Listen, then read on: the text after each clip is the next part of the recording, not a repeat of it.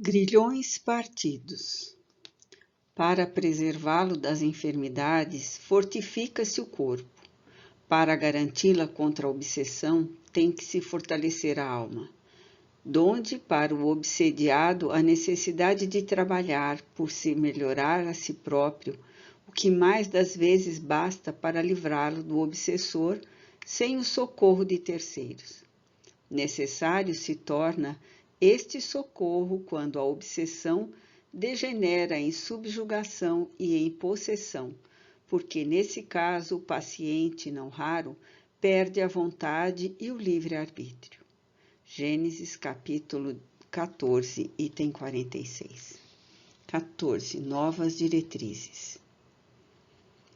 Graças à orientação salutar do coronel Epaminondas Sobreira, por meio de oportunos esclarecimentos e leituras bem sugeridas, ampliavam-se os horizontes mentais do matrimônio Santa Maria, que descobria na codificação kardeciana uma fonte inexaurível de iluminação e conforto espiritual. A instâncias do amigo dedicado, o pai de Esther aqueceu abrir a mente ao estudo sistemático do Espiritismo, inaugurando o culto do Evangelho no lar como passo inicial para novos cometimentos em face da decisão de utilizar a terapêutica espírita no doloroso processo em que se debatia a enferma querida.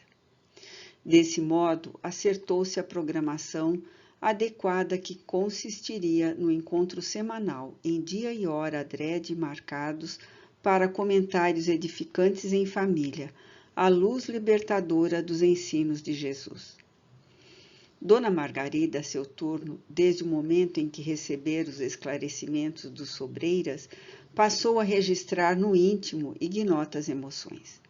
Da angústia e perplexidade em que se debatia semi-vencida, passou a singular estado de esperança e otimismo, qual se o espírito dorido antecipasse precognitivamente alegrias a que se desacostumara.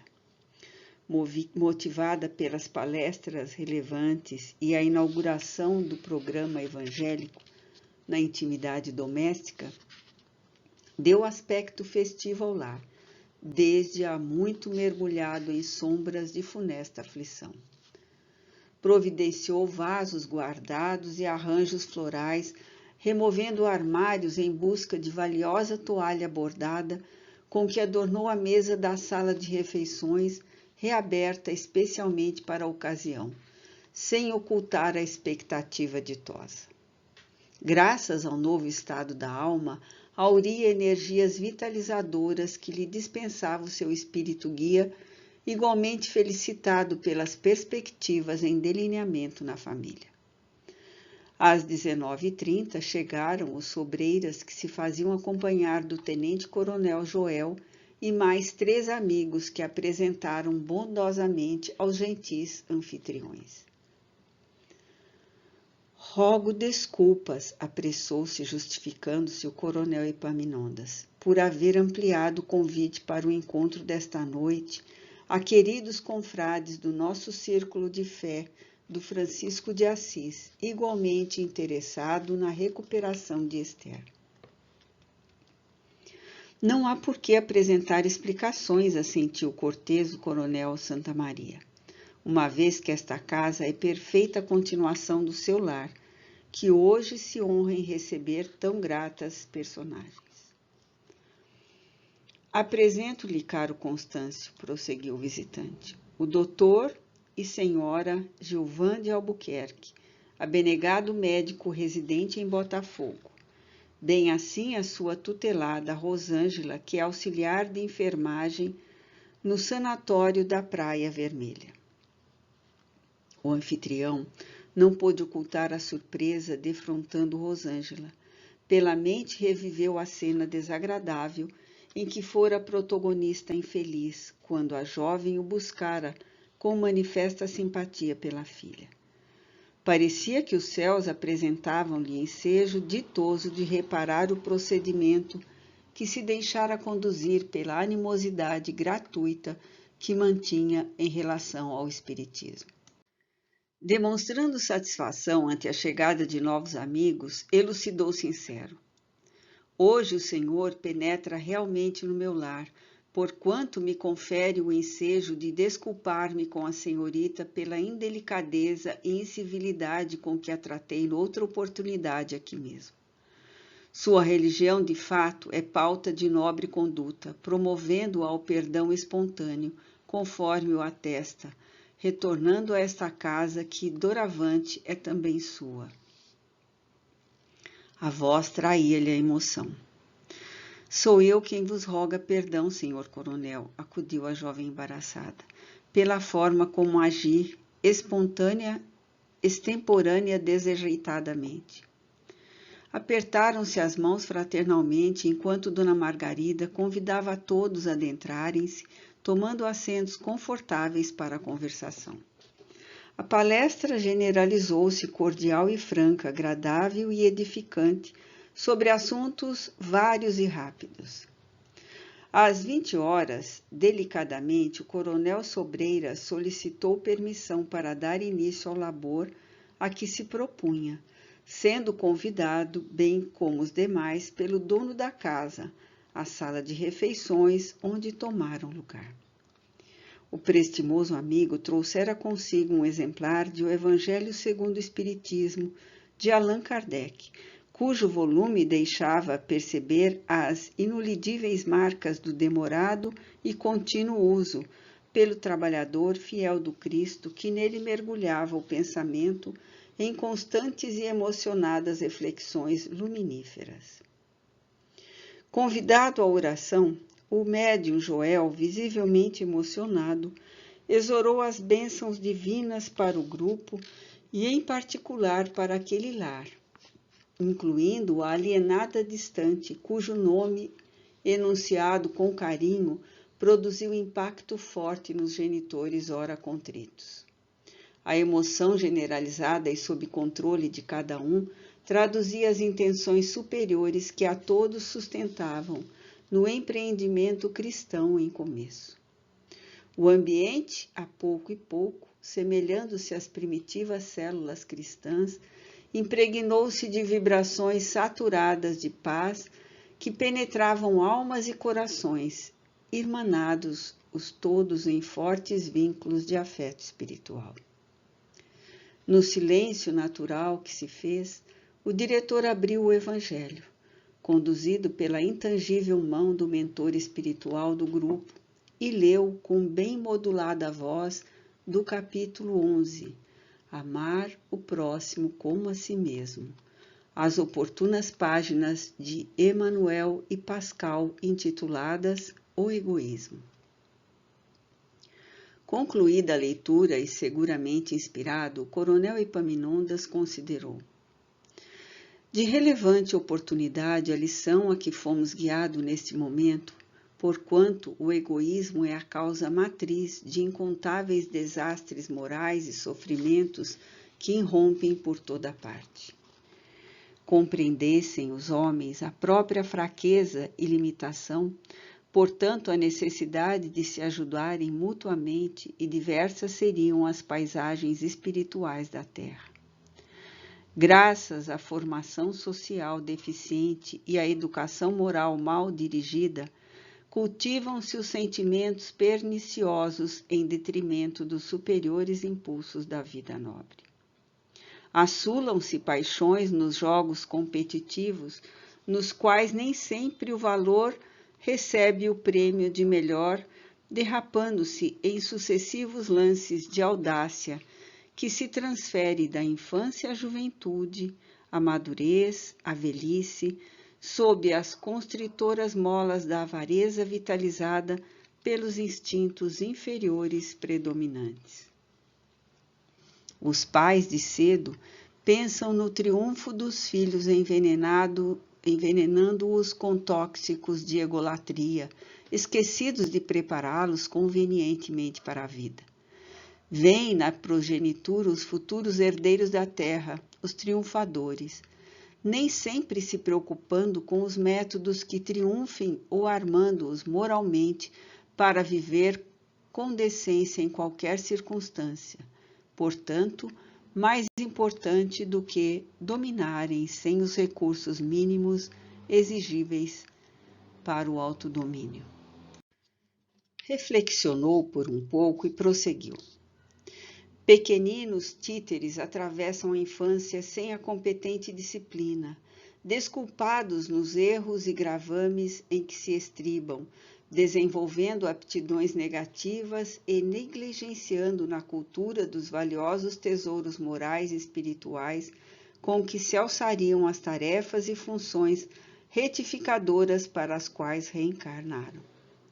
O egoísmo neles se avulta, incorporando-se à personalidade como câncer cruel, em metástase devoradora. Surge e reaparece em diversas expressões, agigantando-se em terríveis flagícios individuais e coletivos, de que padece hoje toda a humanidade. Ira, ciúme, inveja, rebeldia, usura, concupiscência, ódio, são algumas das reações desse adversário implacável que vive em todos nós. Vitimados mais de uma vez pela sua insidiosa dominação, renascemos para vencê-lo e quase sempre repetimos os mesmos enganos, caindo-lhe nas malhas bem urdidas com que nos surpreende. Cultivássemos a fraternidade desinteressada de paixões, exercitássemos o amor conforme nos ensinou Jesus, e bem diversa seria a nossa posição no planeta. Teleguiado pela mente superior que o inspirava, o palestrante fez uma pausa e logo deu curso à edificante lição. Lamentavelmente, não cessam na Terra as implicações do egoísmo, e manado as aspirações do espírito, prossegue em comando além das fronteiras de cinzas do túmulo, em atitude de rebeldia, quando o desencarnado surpreende o fracasso, entregando-se à nefasta posição mental de que só a dolorosos penates consegue libertar-se. Surgem inditosas injunções conscienciais, padecimentos insuportáveis e resoluções extremas que o desgastam e o desgraçam. Obsessões de longo curso têm lugar em processos nefandos de perseguições improcedentes, porque se sentem tais espíritos mesquinhos, depreciados, usurpados em direitos que verdadeiramente não lhes pertencem, como traídos, transferindo para outros responsabilidades que lhes competiam desenvolver e não souberam ou quiseram assumir. A seu turno, os que lhes padecem as vergastadas, em vez de se elevarem pela oração e paciência, sintonizam por meio de reações eloquentes em que o ódio, a insensatez e o desespero pelas vaidades feridas dão-se as mãos, conjugando forças para as batalhas contínuas da desdita. E enquanto o amor não luariza os litigantes portadores ou não de razões, desde que a verdadeira razão pertence a nosso Pai, o conúbio obsessivo prossegue indefinidamente. Não é o que vemos a cada passo? Todos nos julgamos vítimas uns dos outros. Ninguém deseja disputar a honra de servir e desculpar. Antes nos esforçamos por ser ou parecer pior, mais poderoso na arte de esgrimir e sustentar as posições mentais e morais inferiores. Ao clarão, porém, do Cristo, que jamais se excusava, não repelia aquele que o buscava, fosse quem fosse, socorria assim a mulher adúltera como o criminoso, a todos concedendo oportunidade para reabilitar-se, modificar-se-ão as contingências e situações, surgindo a antemanhã do mundo melhor que todos anelamos. Não descuremos, pois, de combater com todas as forças esse verdugo de nossa paz e felicidade, que é o feroz egoísmo. Se alguém nos fere, a lei nos faz justiça. Se nos perseguem ou prejudicam, se há dor ou necessidade, não nos consideremos infelizes, inocentes, supliciados. Talvez soframos em um setor ou atividade em que não possuímos débitos, devendo, porém, na contabilidade divina, onerosos estipêndios morais que nos chegam em abençoadas ensanchas para resgatar. Alegremo-nos e desincumbamo-nos dos fardos afligentes, pensando-nos a quem prejudicamos e ajudando-nos, senão com outros valores, mediante as nossas ações relevantes da humildade, da paciência e da resignação, que constituem eficientes antídotos ao egoísmo. Jesus fará por nós o que nós não seja possível realizar. Quando silenciou, todos estavam imersos em compreensíveis meditações. Instados bondosamente pelo dirigente, os membros do círculo de oração trouxeram apontamentos valiosos, generalizando-se os edificantes comentários propiciadores de valiosas anotações e convivência benéfica para todos. Por fim, o anfitrião, algo canhestramente, opinou a respeito do tema em discussão, apresentando expressivas informações. Cultor do egoísmo, tenho sido vítima de mim mesmo, estribado em orgulhos vãos, que agora sou compelido a examinar para um inadiável processo de expurgo a mim próprio benéfico. Em relação mesmo à revelação espírita ou à problemática que nos envolve com a enfermidade da filha, padecendo de amor próprio ferido, jamais duvidei de Deus, acostumado, porém, a supor-me merecimentos inexistentes, reagia contra ele revoltado. Pobre verme que sou, percebo então que o egoísmo se veste de ilusão para melhor apropriar-se de quem a domina. Esclarecido sobre os valores espirituais, não obstante seja imensa a minha ignorância no assunto, vislumbro já algumas luzes. Tinha flébil a voz.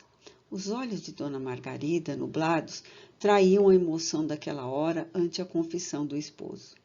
Ele continuou. Sentimentos desencontrados hão me atormentado em relação à filha.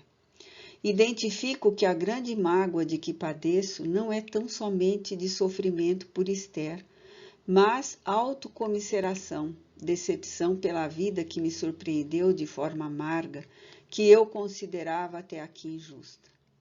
Amor e raiva, piedade e revolta alternavam-se em meu espírito sob fardo insuportável. Agora começo a ver melhor. Injunções pretéritas nos amarram uns aos outros, obrigando-nos a arrebentar as algemas do egoísmo. Esperava, em razão dos esclarecimentos do Sobreira, a provável cura ou melhora de Esther, sem maiores comprometimentos de minha parte. Era o método simplista e astucioso do cômodo egoísmo que eu cultivo. Melhor razão me conscientiza à medida que leio e medito. Sem dúvida que aspiro à saúde e à paz da filha, no entanto, reconheço que sou mais doente do que ela, que só padece da mente, enquanto eu estou sobrecarregado no espírito com as mazelas que causam aqueles e outros distúrbios insidiosos quão prejudiciais. A semelhança do cego de Jericó, agora vejo. Tinha os olhos úmidos, por fim solicitou. Que nos perdoe o Senhor, a minha mulher e a mim, que temos marchado em círculos de agonia, e nos desculpem os amigos a ignorância, ajudando-nos com a sua amizade e compreensão fraternal. Dona Margarida levantou-se e abraçou o esposo, osculando-lhe a testa. O gesto espontâneo, comovido, produziu imenso bem-estar no consorte sofrido, longamente estremunhado.